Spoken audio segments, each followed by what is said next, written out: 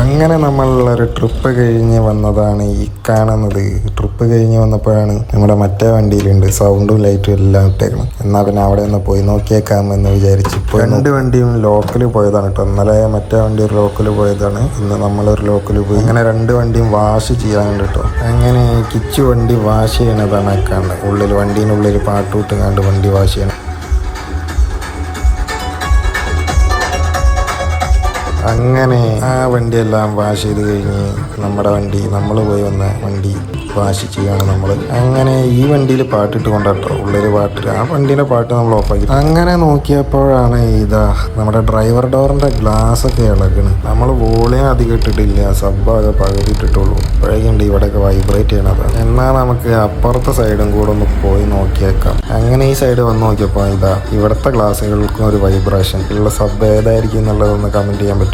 അങ്ങനെ എല്ലാ പണികളും കഴിഞ്ഞ് നമ്മുടെ വണ്ടിയുടെ ഉള്ളിലെ പണികളും കഴിഞ്ഞ് ഇനി നമുക്ക് വണ്ടി ഒന്ന് ജസ്റ്റ് സ്റ്റാർട്ടാക്കി വണ്ടി ഒന്ന് അപ്പുറത്തേക്ക് എടുത്ത് മാറ്റിയിടണം. അതിനായി നമുക്ക് വണ്ടി സ്റ്റാർട്ടാക്കാൻ പോവാം. ലെയ്ലാൻഡ് 180 BS4 വണ്ടിയുടെ സൗണ്ട് ഒന്ന് കേട്ട് നോക്കിയാലോ.